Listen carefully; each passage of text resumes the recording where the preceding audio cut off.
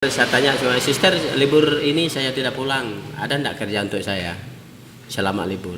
Ada, kalau kamu mau ngerawat sapi katanya, cari rumput setiap hari. Oke, siap. Ada sepeda? Ada.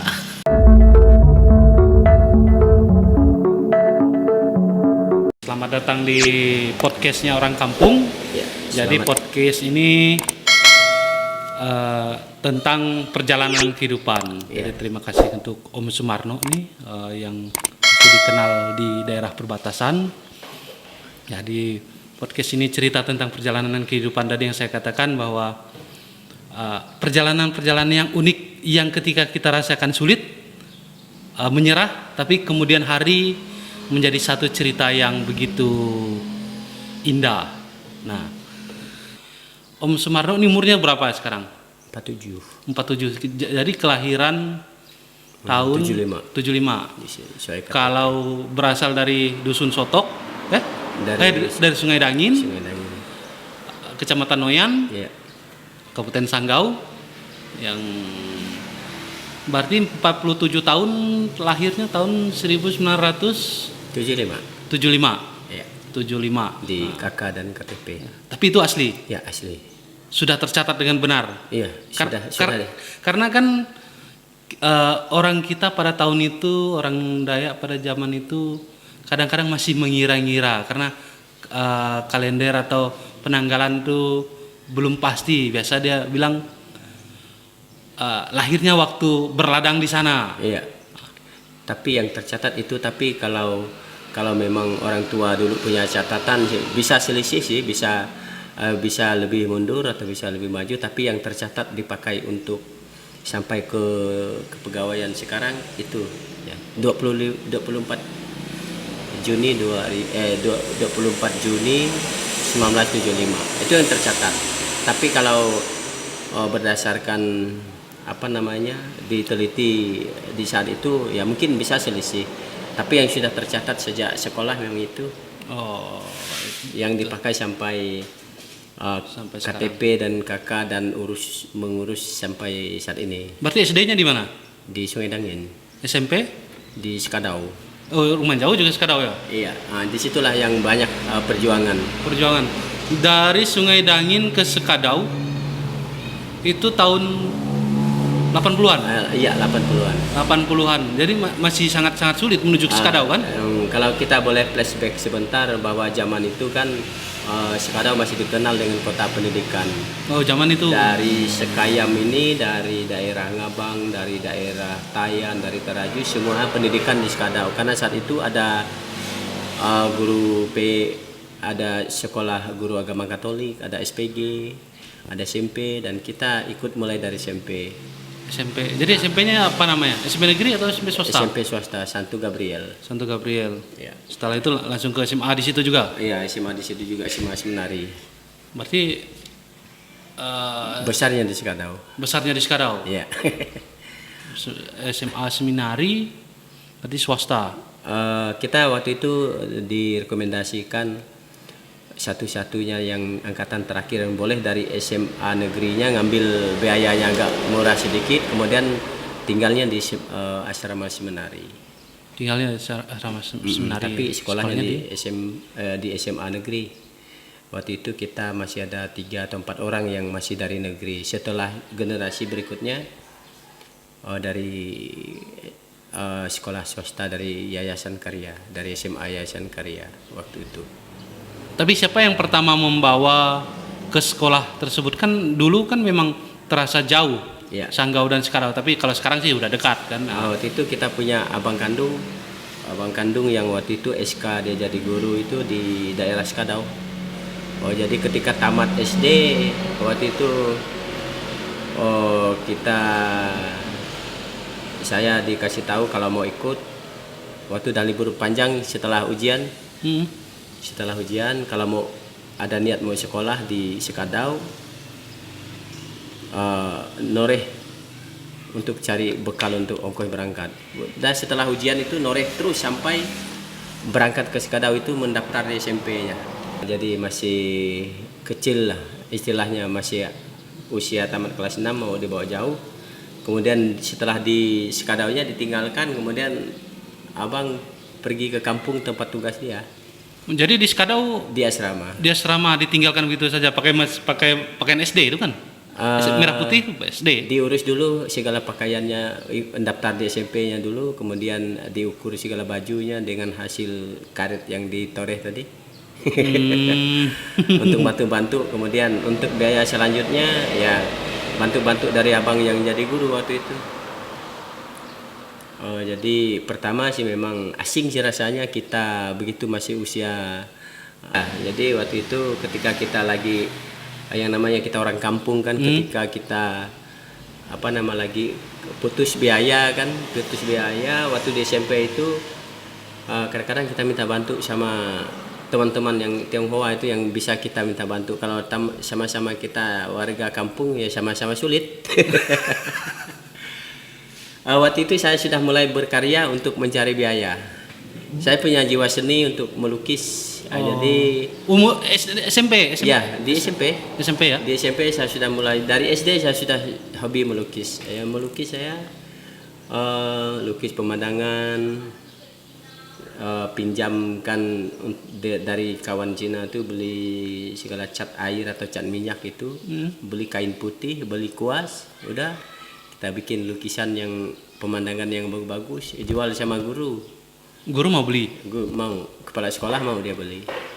Karena kebutuhan untuk bantu biaya. Oh.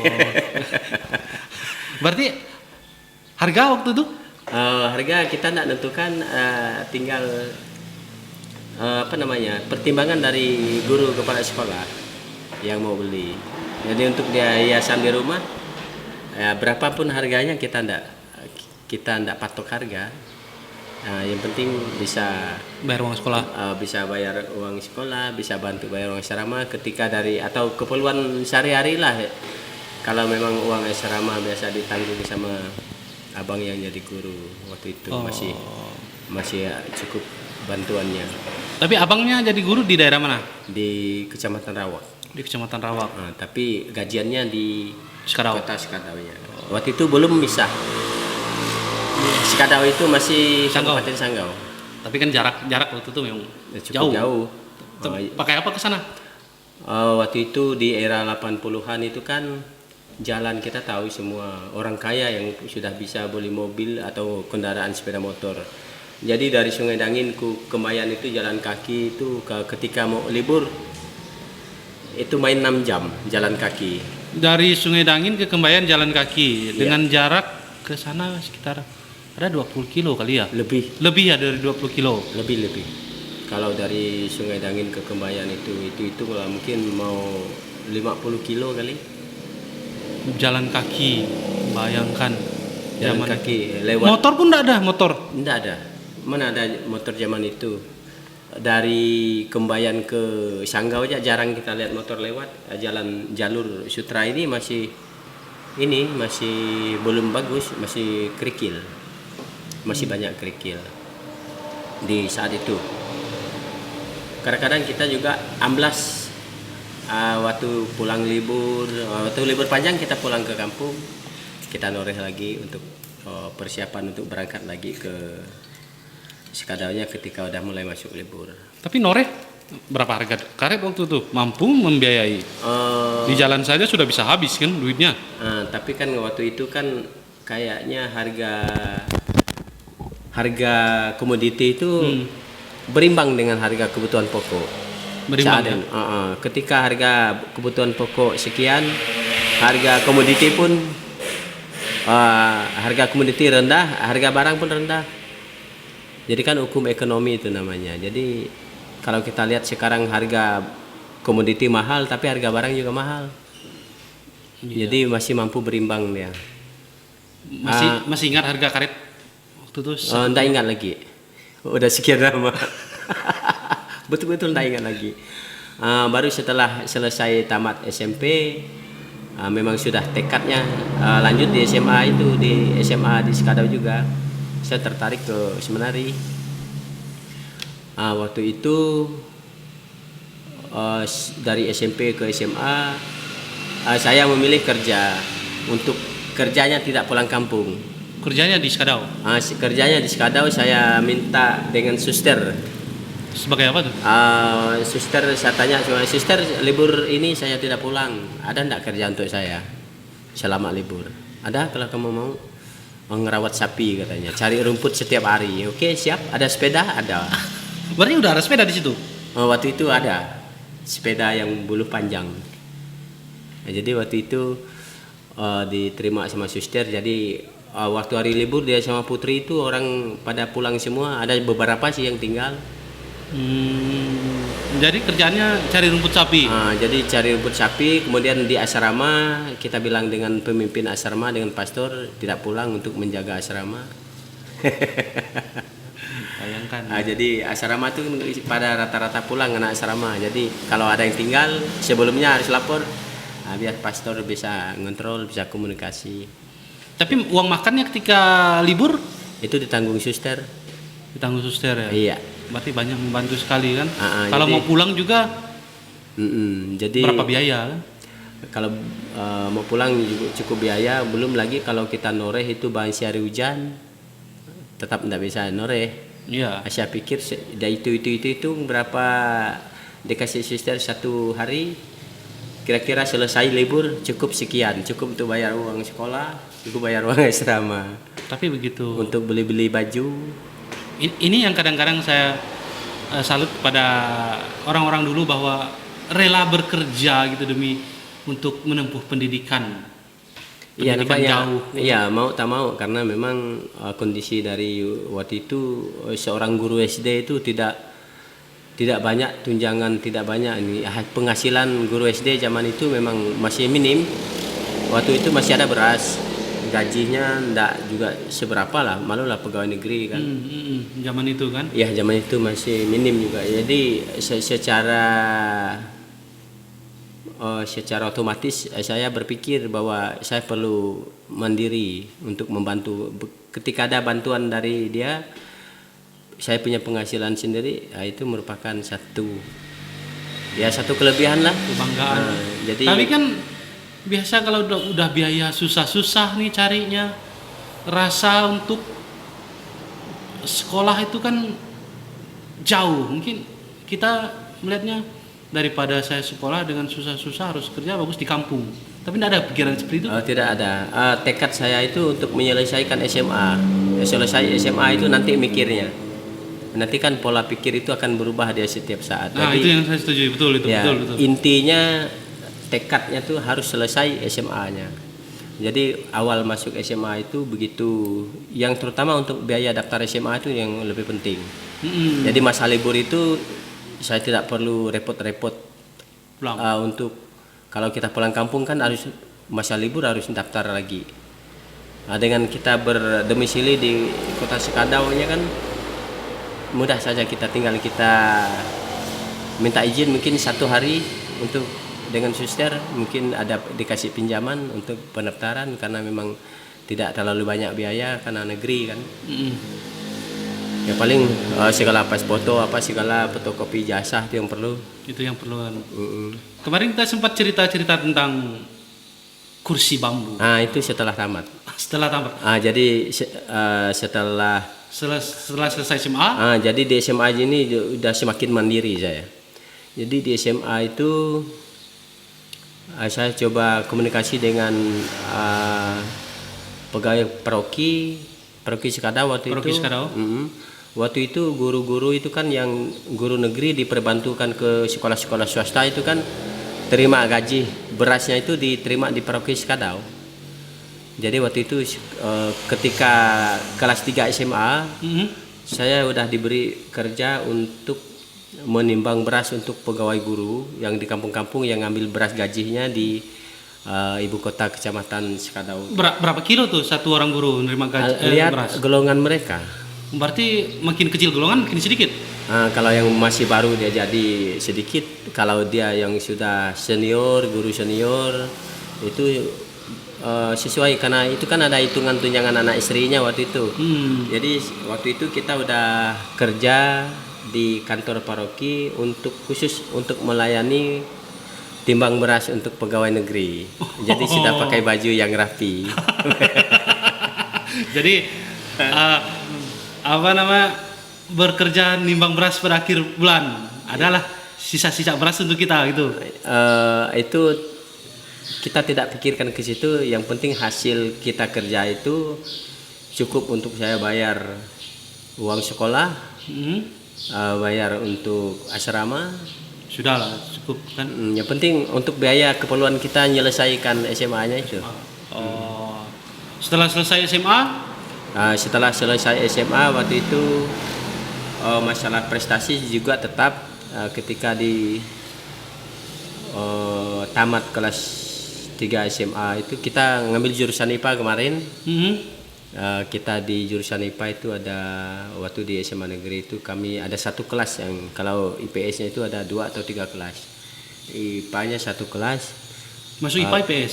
Saya masuk IPA, puji Tuhan waktu itu ranking 2 ujian nasional ya. Hebat dong. Ranking 2 yang belum tidak bisa dikalahkan ini anak-anak Tionghoa ini. Orang kampung nih kan, orang pedalaman. Orang pedalaman. Anak-anak Tionghoa itu kan makanannya kan mewah. Mewah punya kita. Kita makan kangkung, makan ubi.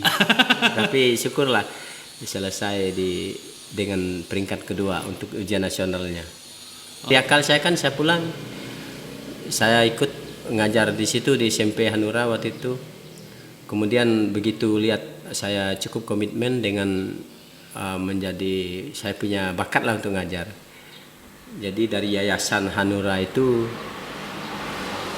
mengangkat saya jadi kepala sekolah. Ada pemilihan kepala sekolah yang waktu itu. Tapi saya potong, Hanura itu bukan partai waktu itu? Bukan, itu Hati Nurani Rakyat itu yang berdiri secara otodidak dari masyarakat. Oh. Sebelum ada partai Hanura. Sebelum ada partai Hanura. Itu artinya aspirasi masyarakat itu muncul untuk mendirikan SMP melihat potensi anak-anak muda di daerah lingkungan Desa Sungai Dangin waktu itu. Lihat SD-nya juga cukup banyak siswanya, yang SD mesti ada SMP. Ada SMP kan. Ketimbang harus jauh-jauh sekolah di kota waktu itu, harus mengejar ke Sanggau, ke Bodok. Di Balai Karangan sudah ada. Ke Balai Karangan sudah ada, tapi kan komunikasi antara Kecamatan Noyan ke Balai itu di sektor selatan ini kan putus, sulit. Yang lebih mudah di Kembayan. Oh gitu ya.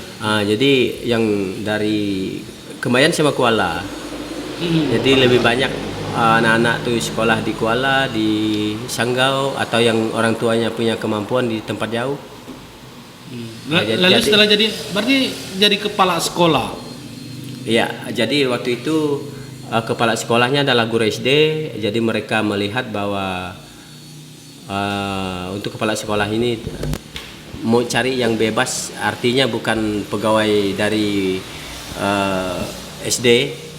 Waktu itu yang jadi kepala adalah salah satu guru SD yang ada SD negeri yang ada di Sungai Dangin. Jadi panitia itu atau yayasan itu minta orang yang bebas, orang yang bebas lah artinya untuk mengelola supaya lebih fokus. Jadi diadakanlah pemilihan kepala sekolah waktu itu. Beliau masih waktu itu juga masih ikut calon. Kemudian saya yang calon saya itu yayasan, bukan saya yang calon.